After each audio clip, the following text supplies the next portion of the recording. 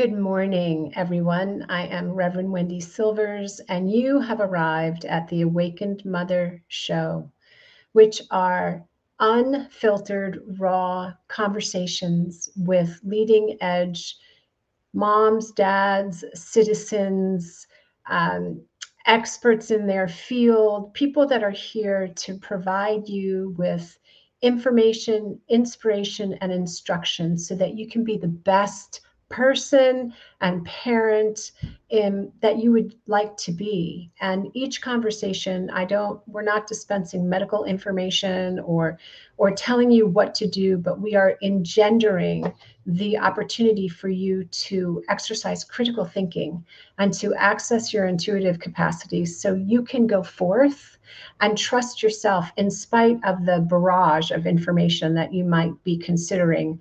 The inner broadcast is so strengthened that you have discernment. And that is really important in these particular times, especially. And today, I'm really happy to bring to you a woman that I met recently, and her name is Sanaz Abravani. And she has a remarkable journey. She is a filmmaker. She is someone who works with data. I'm going to share a little bit about her with you. So, for the past 13 years, her unwavering dedication has been as a global citizenship consultant, guiding individuals and families through the intricate process of acquiring second citizenship or residency in foreign countries via citizenship by investment and residency by investment programs. Witnessing this has been something that has been very heartwarming and a privilege for her. Her role in this field since 2010 has been a deeply personal odyssey that has taken her around the world. She's had the privilege of contributing to economic development projects intricately tied to citizenship and residency by investment. And now she's in a really interesting transformational process. She is committed to advocating for data sovereignty and the ethical application of exponential technologies in AI, biotech, and blockchain. She is the executive producer of a documentary called Cost of Convenience, where she candidly expresses her concerns about the digitization of humanity and the pressing need to safeguard your digital rights and human autonomy. And through this documentary found a platform to express her voice. And so she's come here today to speak more about that issue so that you as a citizen and as a parent can support yourself, your families, and your kids in really making wise choices. So please help me welcome Sanaz to the stage. Hello. Hi, Wendy. I'm so elated and grateful to be here and to have a platform to express my thoughts and feelings. And I'm just so excited to have met you and in the context that we met. And thank you for having me. Oh, it's my pleasure. Yeah, when we met at the fundraiser, it was really wonderful because we just started, engaging. And it's really important in this day and age, especially that we talk to one another, because otherwise the whole conversation is reduced to this. It's text, it's emojis, it's, you miss the nuances. So how did you come to do the work that you're doing? With regards to first the citizenship and residency through what does that mean exactly? Yeah. So I started out as a Canadian immigration consultant, and it's a regulated profession in Canada. And it's something that was, my mother and I were serial immigrants. So I've grown up all over the world. And she was about my age when she started her consulting practice, and she was helping families immigrate to Canada. And she's helped over 15,000 Iranian families settle and immigrate in Canada. And I was managing her business in my early 20s when I learned about the UN SDG development goals at the time. And I learned about global citizenship. And I thought, well, I'm doing Canadian immigration. What is global citizenship? What does that mean in the private sector, in the commercial sector? So I started to, I'm a curious cat. So I went to every single global immigration, global citizenship conference globally. I was, I think, 21, 22, and realized that there is a market and for high net worth individuals to have a portfolio of residency and citizenship cards or passports that allows them to be global, allows them to have homes anywhere they want to drop pins, or for their children to be educated in places that and have opportunities that they wouldn't otherwise have in their home countries. And this was mostly targeted, at least for me, for our Middle Eastern clients in Iran. So you have someone coming in and purchasing commercial or residential real estate in parts of the world that had offered these programs, or invested in economic funds that supported those jurisdictions in their economies. And so it was a really fun adventure for over a decade to be able to travel to these places and be able to help and advise some of the economic units, some of the immigration programs. I was the only one that actually showed up, because at the time, most of the market was just, it was just done predominantly by lawyers that sat in their offices. They didn't really show up to these places to kind of see what's going on. So I was just young and curious and ambitious. And so I went all over. And so I had a lot of success in doing that, and it felt really fulfilling. That's so fascinating. So if I'm understanding it correctly, this portfolio that you're speaking about is an investment portfolio where people get to be global citizens because they invest in commercial properties around the world. Is that? Yeah, and also investments in economic funds. So depending on what that jurisdiction offers, you may invest in a sugar diversification fund, for example, or invest in a commercial project that's a resort. And so it's my hope, and what part of what really drew me was that people that are investing in these projects would also invest in the economies and build sustainable projects. So my goal at that time was just to scout and find what those sustainable projects were, so that it wasn't just a passive investment for a client, that they were actually engaged in the economies and the jurisdictions that they were becoming residents or citizens in. That's fascinating. So in a sense, and I'm reaching here, it's almost like you are an investor, but the investment is in global citizenship. Would that be accurate? It's in in programs that offer that. So I'll give you an example, right? Like the most basic option is, so during the pandemic in America, there was an uptick of Americans applying for second residency and passports, because they were never stopped at being able to travel anywhere they want, right? So something that happened was, and so in Greece, in Athens, if you purchase a residential real estate for 250,000 euros, you can get permanent residency in Greece in less than 60 days. Wow. So that's a really fast track option, or you had in Cyprus, which now the program is since closed, but you invested 2.5 million euros into commercial projects that were designated by the government. You could have European citizenship. You can have an EU passport in about 6 months. That is so fascinating. That's brilliant. Yeah. And you just happened into that? Yeah. Yeah. So part of my thinking at the time was I was just really motivated by being a global citizen. I mean, there's no direct pathway to that as of right now, but it's something that the UN is setting the framework for in terms of just a mindset around it. And so in the commercial sector, there's always participants that try to find solutions and capitalize and create businesses out of that. So that's how it's been so far. So for me, it was what do I need to do to be a global citizen? Because I was born in Iran. I grew up in Dubai and then Canada. I'm currently in California, and I have aspirations to live in more places. So what does that mean? Because I don't identify politically with just one nation or one geographic location. I don't subscribe to the politics of Iran. I don't subscribe to so what does that mean to think in a global way? And that is really what set that framework and that curiosity to pursue that career. I love that. So what does that engender with you? What do you mean particularly? Well, you said what I just heard you say is you don't ascribe to the politics of Iran, and you don't subscribe to, I'm not sure where else, the politics that are around. So your question was, well, what does that mean for me, essentially? So what does that mean for you?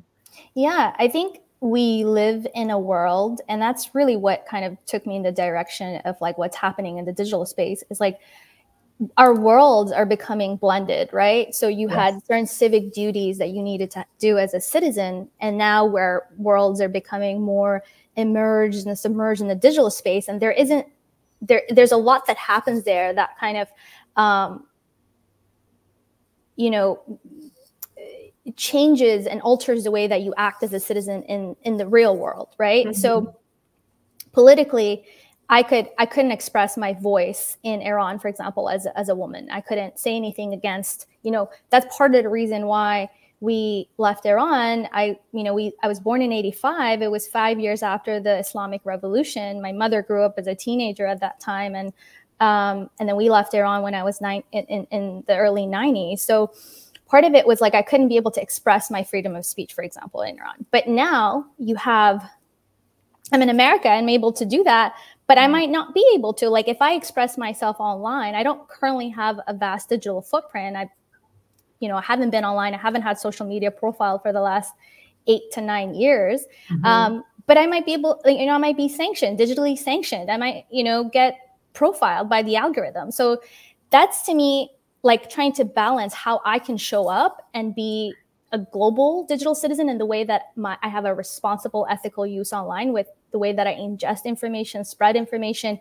And most of our activism politically happens online right now. So it's not even in the real world anymore. In the real world, you have rights. In the digital world, that's sort of being changed and altered. Yeah, that's really wild. It's pretty shocking to see what's happening and to see the proliferation of social media activism. And some of it I call the keyboard warriors, the people that have like so much courage to say all these things on in the digital space. But I wonder very much whether or not they would actually have the courage to speak in the ways that they speak on social media if they were face to face. And the threats to women in Iran is very real. Yeah. Any place that's under the Islamic State poses a real threat. I was actually, I watched an interview with an Iranian actress. I don't believe she lives in Iran. It was a British British reporter on a show called GB. And so Lily Wu is her name. I think that's the right name. And she talked about what's happening in Iran and how these people. He made a reference to the activists that are standing up, and she said, "I'd like to correct that. They're giving their lives, like they're literally giving their lives. Women, life, freedom is not just a slogan." And then he asked her something about, could you go back to Iran? And she could not. Nope. She would not. So it's a fascinating, fascinating time to be alive. And it's just a fascinating topic. And I love how you're in the digital space, because everything has become digital. Yeah. Yeah. And that's really the premise of film, The Cost of Convenience. Yes. It looks at how we've been digitized for the last 50 years, step by step. So we don't really understand fully how it's happened. We don't really understand the business models behind it. And we're all becoming datafied citizens, like your information, your activism, your moments, your experiences, all of that is becoming datafied. And there's an economy behind that seeks to extract and exploit that.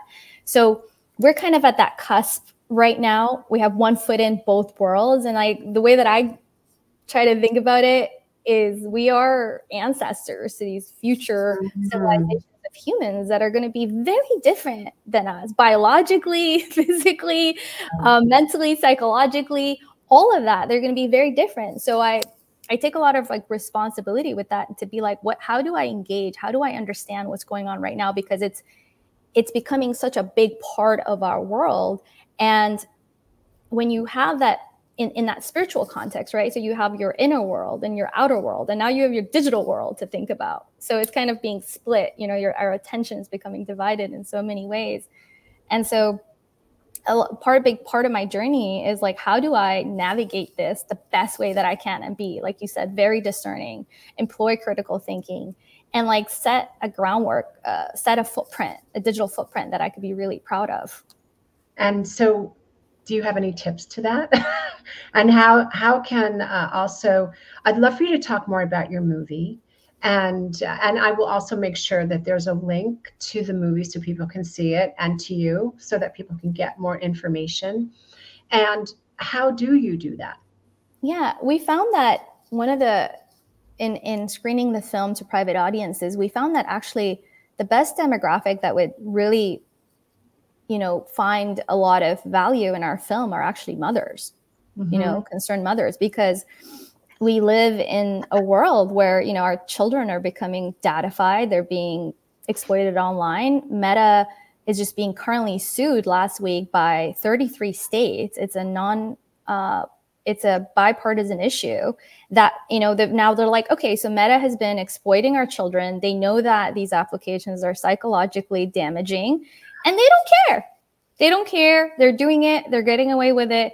And so I'm like, okay, if there is one issue right now that's truly a non-part of, like, you know, it's not being put in any specific political camps. It's like really an issue that most people can get behind, is that this statification of children, essentially. And so for mothers, it's really looking at what is the current screen time for your children, like really becoming informed as to like, what are the repercussions of that? Because think about it like this: when you had oil companies come in and mine for oil, they didn't really care what happens to that land. Then we had to have laws passed for land reclamation to go back and turn that land into a common good. Now kind of think about it in the sense that these companies are mining companies, and they're coming in for your data. They're coming in for all of your human experiences. And for children, it's really valuable data. And there isn't really any safeguards around how that's extracted. So they're just a natural resource from which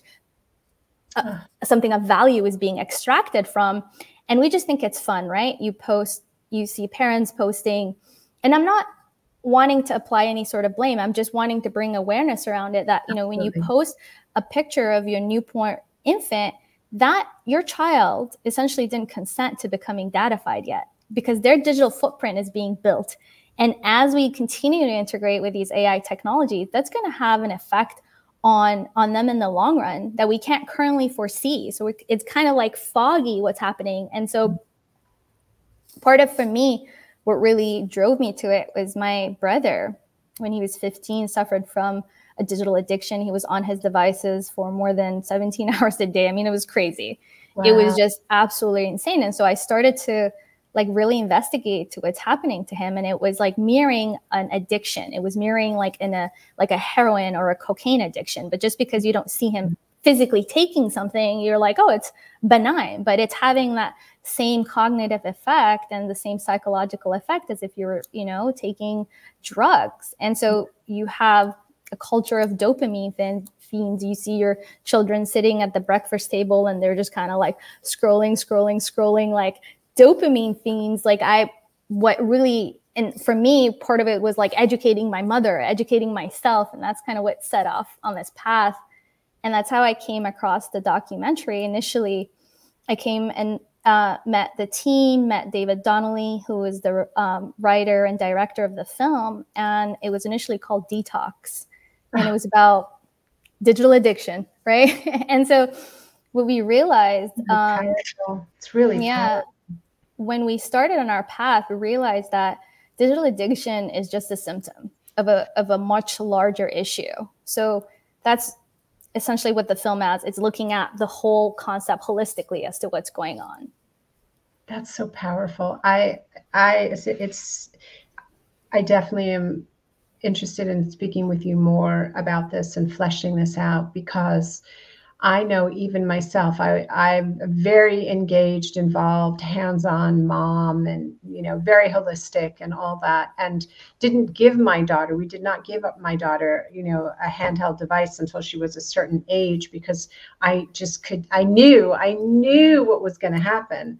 And the other night, my daughter and I were hanging out and we were watching a movie, and she was doing Candy Crush on her phone. And I'm like, how are you able to do that? And in the past, we've had kind of these tense moments where I'm like, can you be present with me? Or, it's so funny because she's the editor in chief of her school of a school magazine. And she's been working, delegating and running teams and leading and doing all these things. And she said something to me. We got into the car and she's like, excuse me, I just have to be on my phone. I'm on deadline. And it made me laugh for all the times when I was on deadline and my daughter would be so angry with me or hurt that I wasn't present with her. And that dopamine, that scrolling, that is so prominent in these kids with Snapchat and the private Instagram and TikTok, and to communicate with the kids what's happening is very challenging because they get very defensive, and so it reminds me what you're talking about. It's a process addiction, digital addiction, but it is an addiction. I think what really comes from is modeling responsible tech use as a parent. If you're sitting on the sofa and you're just also like a furniture and you're not there and you're just passively consuming content, and and a lot of content right now is just fear-based content. That's really what drives the clicks, and that's really what drives the whole thing. And so you're just kind of passively downloading and receiving all of this. Your kid sees this and they're like, well, okay, I'm going to just go on TikTok, and it's fun, and it's, it's little bursts of dopamine here and there. But I think that's fun. It is fun for them. So it is engaging, right? But I think where we are right now is being like, okay, how can we now turn this into responsible digital citizenship? And that's an initiative that's being rolled out, at least I know in my brother's school in Laguna Beach in California, where they're being taught, okay, what's digital etiquette?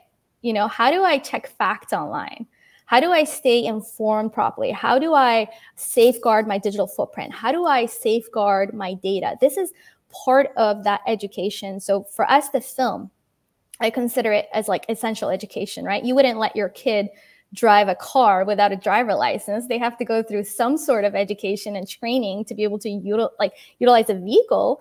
And it's the same thing with their devices. It's the same thing for them now, especially with all of this emerging AI technologies, because their worlds are getting turned upside down. What you thought you were going to do professionally is going to change. Yeah. And so you don't want to lose your agency to decide. You want to be able to make discerning decisions as to like, what's happening in this world? Like, how is this run, right? So I know parents have a hard time,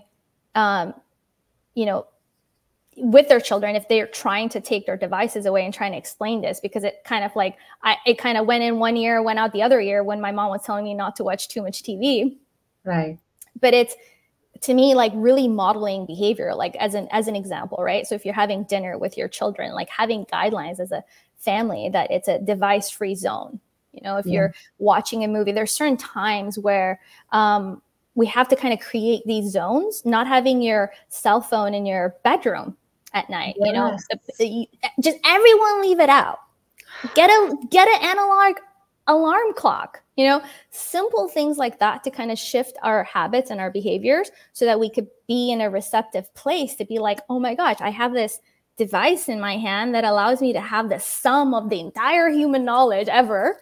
And like, I am just passively like looking at dance videos. Like, what am I doing with my time? Like what could I be doing? Like, what could I be creating? The next billion-dollar ventures are going to be launched by some 13-year-old in their basement or like their bedroom, like making a little GPT and like creating a business. Like, what value are you bringing as a digital citizen to this space?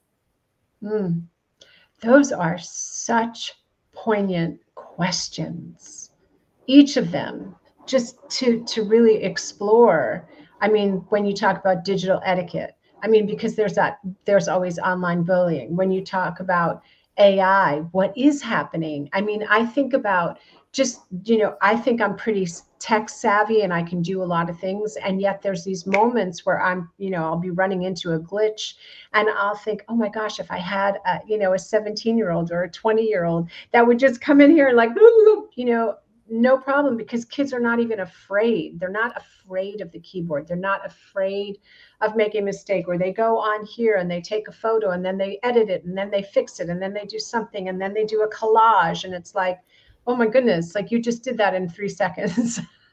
Right. I think the number one, at least for me, this is just my personal view on it. I think the number one way to help teenagers understand, like I've had this conversations with my brothers, I've had this with my brother and like his friends.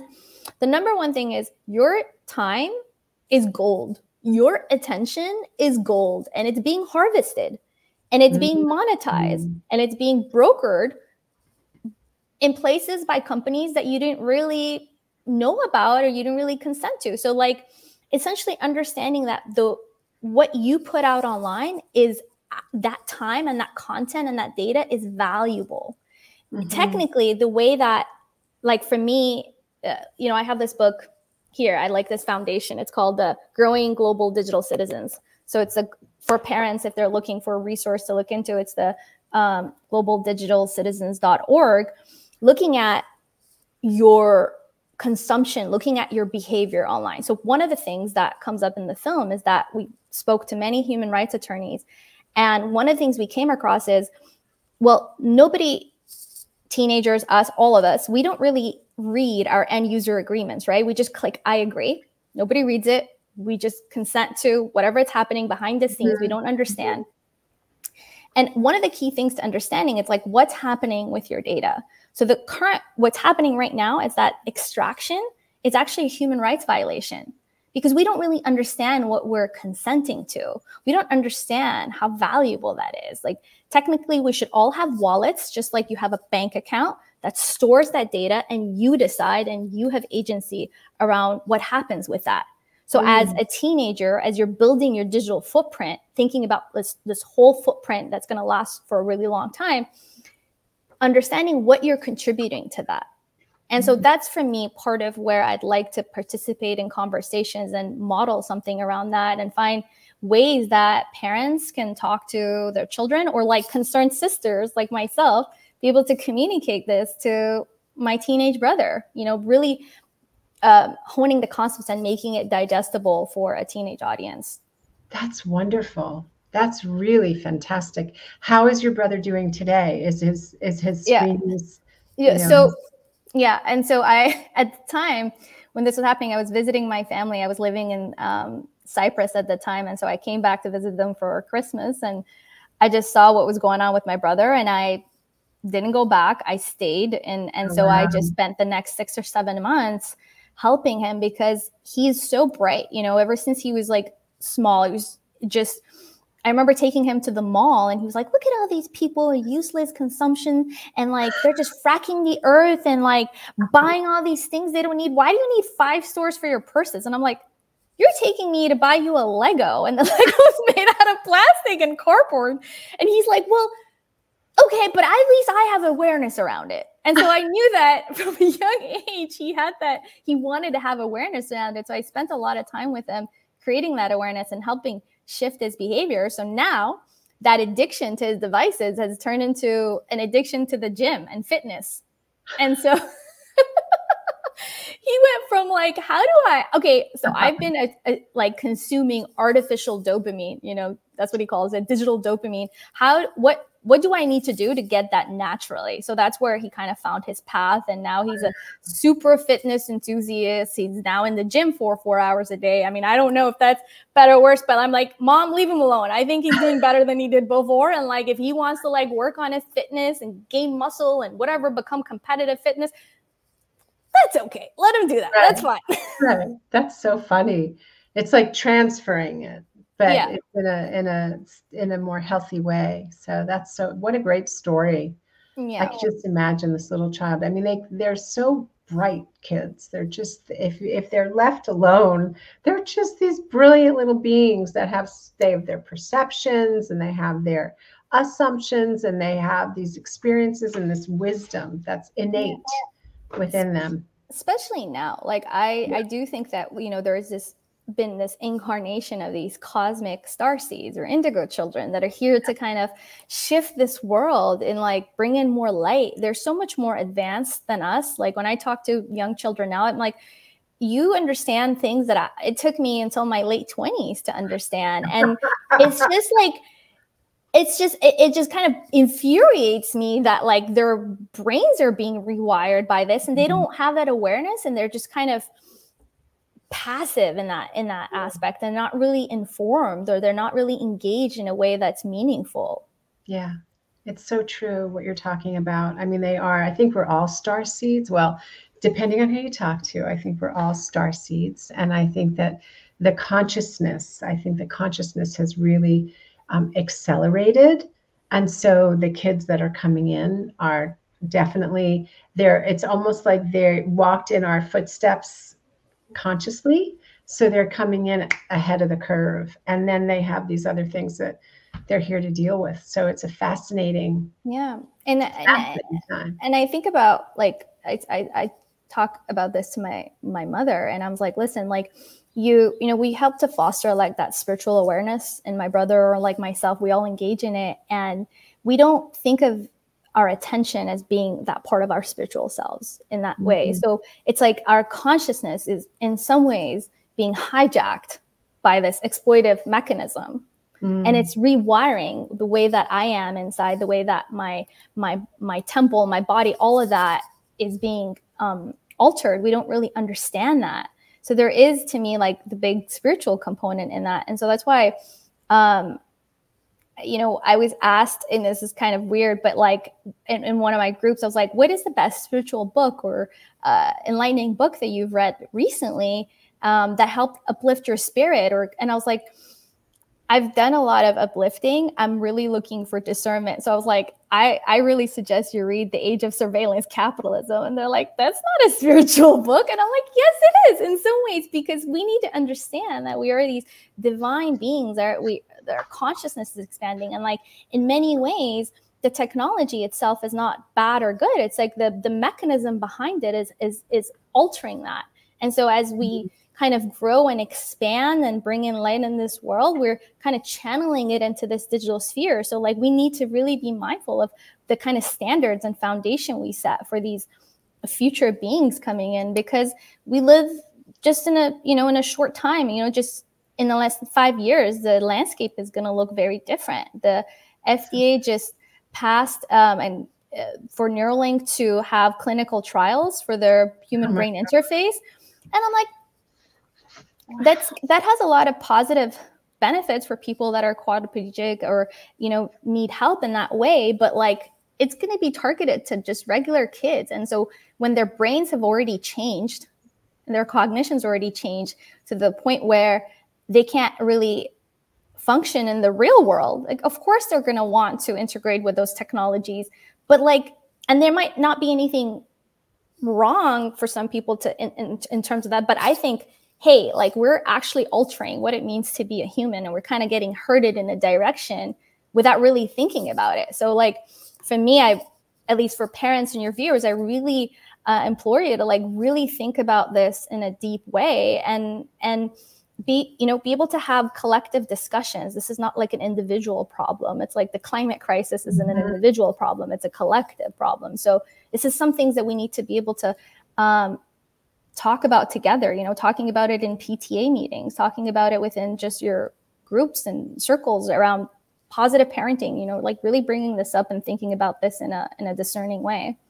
Yes, I'm all for discernment and spiritual growth and unfoldment, and it's fascinating. And I knew that Neuralink had been introduced and was going through all these things, and I neglected to hear that it's been approved by the lovely FDA. That well, we won't go down that road in this conversation. And I appreciate what you're saying about, I believe everything is spiritual. I believe that we are spiritual beings having a human life experience. And we're all, even with AI, I was listening to somebody recently and they were asked about whether they think that AI has consciousness. And what this person said was, at this point, no, because really you need a heart and the emotions to also have consciousness. So it's a really interesting, a very interesting time. We're teetering on the entire species becoming very different, and what's challenging, it's exciting because of some of the medical discoveries, like for those like Neuralink, for those that have had really tragic or really severe brain injuries or things like that. That's pretty amazing. For me, the concern is, who is regulating that? Who is operating that Neuralink? And where is their consciousness? And that's, it goes back to Einstein. You can't solve a problem at the level of the consciousness that created the problem. And so it's about a higher evolutionary consciousness. And so that's not something that you can short circuit or that you can gain by osmosis, but by hanging around somebody who's got a higher consciousness, you yourself will be just very readily inclined to increase your meditations, to increase all the things that we know raise consciousness and conscious awareness. So it's about who is programming this. And so it is a very interesting time to be alive. And I'm so grateful to you for doing this work. And the age of what is that? Digital surveillance? Is that the name of the book? No, the book was, it's called The Age of Surveillance Capitalism by Shoshana Zuboff. I mean, she set the framework for this industry and this movement to really pivot in this direction, for this discernment to occur, at least for someone like me to be able to have the words, to be able to even articulate it. Because I've known for a really long time that something is wrong, but I just have never been able to articulate it. And the way that she talks about it is that this is circumventing human free will and agency. And I think one of the biggest aspects of being a spiritual being is having divine will and human autonomy. That's the number one thing at the bottom line of it. I mean, in the more deterministic circles and materialist circles, we don't believe humans have free will. Like, that is not my belief. I believe I have free will and agency, and I decide and I self-author my life and I make decisions. And this is the most pivotal time to be a human, essentially. With all of these technologies, it's kind of like when we got fire. It's kind of like all of these other huge advancements. And I'm like, I need to decide I can self-author my life as a human being. I can't just be herded into this other post-human, humanity 0.20 without really understanding what's going on. That to me is what it means to be a spiritual being and to be sovereign minded. Yes, dominion. To have dominion over our thoughts that are not programmed into us. Yeah, for sure. Not outsourcing your thinking, really. And I think that's the number one thing that I've learned in my journey is cultivating that inner knowledge and inner wisdom. Of course, books and everything external are valuable to help shape that, but I think everything comes from within, and that inner world is being radically altered by the engagement that we have with our digital technologies. Yes. Gosh, there's so much that you've communicated. There's so much that you've expressed and really shared with us. And it's really important that people pay attention. It's really important that parents pay attention. And sometimes, I think that in this day and age, I know parents really love their kids, but they forget. And they forget that the same thing is happening to them as well as happening to their kids. And we've been so primed. I mean, I think about, on TV, it's called programming. Like, there's departments that do programming, right? Because it's about programming what you think and how you think and what's the best. And we should all group think, walk, lockstep. Hive mind. Yes. exactly. And it's just been this slow, this slope that people have just been going down. When I see parents handing little babies the phone or a tablet, I get to work with my own mind, because part of me wants to go up to them and say, "What are you doing?" What? Yeah, it's digital babysitting. It's called. Yes. Well, I would implore parents to really look into, there's a term called virtual autism, right? So if you give children devices and they're under the age of 3, they begin to develop behavior that's typically on the autism spectrum. But if you take the devices away from them after a month, like, for a whole month, they kind of go back to normal. So their brains are being rewired. Like, it's nice to sit at dinner table in the restaurant and put an iPad in front of your child to kind of just like get them to be quiet and, lessen the hyperactivity.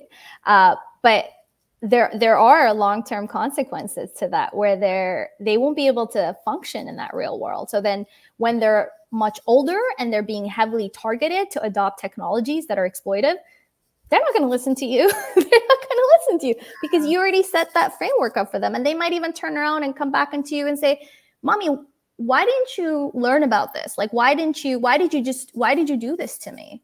In Europe, there's this big movement for core statification of children.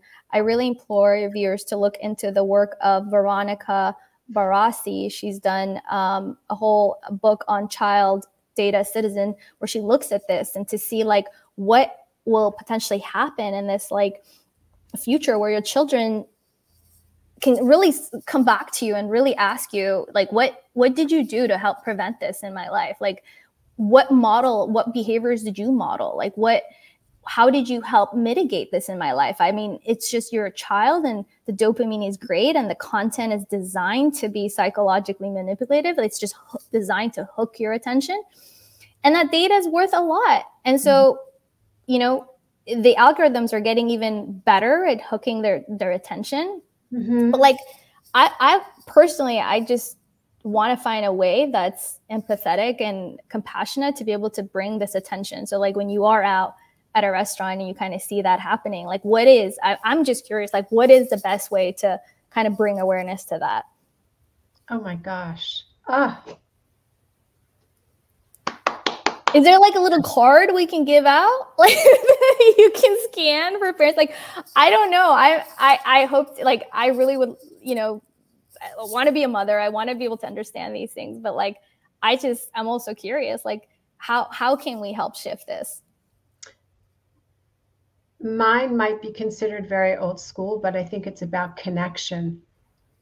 It's about connecting with your children. It's about dealing with your own uncomfortable feelings, like of what do I do with my kids right now? Or I'm feeling really frustrated, or I feel scared, or, having an ability to be fully present to your own emotional life, and so that you can be really present to the little being that's in front of you and the growing one, and setting up what you've suggested. And thank you for all of these authors, and I'll get the correct spelling from you, but setting up those parameters when we're out to dinner, no phones and no phone zone. I remember years ago when my daughter had a sleepover, and they walked in and had a little basket, and I said, "Okay, phones, please." And my daughter was mortified, but I was like, no, because I'd walked into her room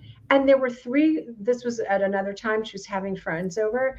One was here, one was there, and one was there. And they were all on their handheld devices, and they were all in the same room. And I was like, no, we're not doing that. We are not doing that. I'm sorry. This. And, the tricky thing that happens, though, is that I could be the parent that said, okay, hand over your phones. And then the next time they want to go to somebody's house, they'll be like, oh, I don't want to go to your house because your mom takes our phones. Yeah. Let's go to so-and-so's house where no one is watching, us, and we can do that. And then there's the parents, there's some parents that are just like, well, this is their spiritual journey and they'll figure it out. And it's like, I really I understand on a level that that's true, but I also understand the real necessity for having a container around your children that's very intentional and conscious and supportive. It doesn't have to be rigid, it just needs to be consistent. Yeah, So, for sure. Definitely supportive. But it's the small things, like you said, just having the phones away at dinner. And then the other aspect, there's tools. It's called digital minimalism, for example. There are phones companies out there, devices. There's a company called Light Phone, and they have a digital minimalist phone. So it's kind of like, you have your Apple Watch. It's an accessory to your phone. So you might go out and leave your phone at home and just kind of have your Apple Watch. It's the same thing. You can have this device that's just a minimalist phone, and you can leave your iPhone at home, have your calls transferred to this, but it's not distracted. You're not checking your emails. You're not checking all of your text messages and all of that. It's just a simple phone. Now, most companies, carriers right now don't allow those old dumb phones and flip phones back in the day. They've kind of phased them out, but the Light Phone is one of the main companies out right now that is mainly targeted for digital minimalists, so that, you go on a hike with your partner, for example, you could just leave your cell phone at home, but you do want to be connected. You could just kind of take that accessory Light Phone with you. Oh, that's so helpful, because, the other thing that we didn't even talk about is the EMFs. We have to do another one. We have to have another conversation about that. What I like about RFK is he does bring this up, and he's one of the only people that actually bring this up. And I'm like, like, okay. Yeah, no. It's not really talked about. No, RFK Jr., he's unlike, he's unlike any other candidate. He's honest, super honest and vulnerable about what's going on. He's clear. He's got a plan. I mean, Americans would be really fortunate to have a president that is one who wants peace, and making peace more important than war, and getting rid of corruption. I mean, yeah. I just think for across the political spectrum, regardless of where you come from, I think the number one nonpartisan issue right now is what's happening with the digital space. I think that's one thing that people can agree on, that has nothing to do with being in binary worlds. It's just something that's affecting all of us. And so I'm grateful that I was there to also see him at his fundraiser talk about what's happening within the digital space. I mean, we had a woman during his talk say oh, I didn't know this, but my Google Drive, I got an email from Google saying my data is being extracted. Those are my personal folders. And I was like, but I understand that. And I think that does feel invasive, but that's a free service that you're using. All of your Gmail products and things, those are all free services. And so you consented to that being extracted and exploited and mitigated. So I'm happy that it was talked about and he brought it up, because I'm like, this needs to be part of our collective discussion. Thank you. Thank you. Well, I look forward to more discussions with you, because this is a really pivotal and important issue to bring. And what you're talking about in terms of the future, it's very prescient to have these conversations. So thank you. Thank you for this film. And thank you for the references that you've shared so generously, along with your wisdom. And I will make sure that everyone knows how to connect with you. Thank you. Yeah. So our The Cost of Convenience comes out in January. It'll be direct to consumer, so you'll be able to watch it on our website. And the other option is for parents or schools or communities. They can actually sponsor a private screening of the film. So if you have a community that you'd like to have watch the film, you can certainly do that. And we're able to create a panel discussion around that. So I'm personally just really motivated by having a very grassroots movement. So if you are interested in that, please do reach out to me. I will be reaching out to you. Thank you. Yeah, it's really important. Thank you so much for being here today.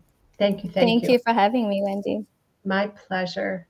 Absolutely. My pleasure. So everyone, thank you for being here today. As always, as you leave, I just invite you to, number one, I want you to like, share, and subscribe to this podcast and share it with your friends, especially this episode. And I want you to remember three things. You are powerful beyond measure, loved beyond description, and a force for good in the world. So go forth and spread your magic. And if you would like to have a deeper one-on-one connection with me, the information will be in the show notes. But more than anything, know how much we appreciate you, and we will see you very soon.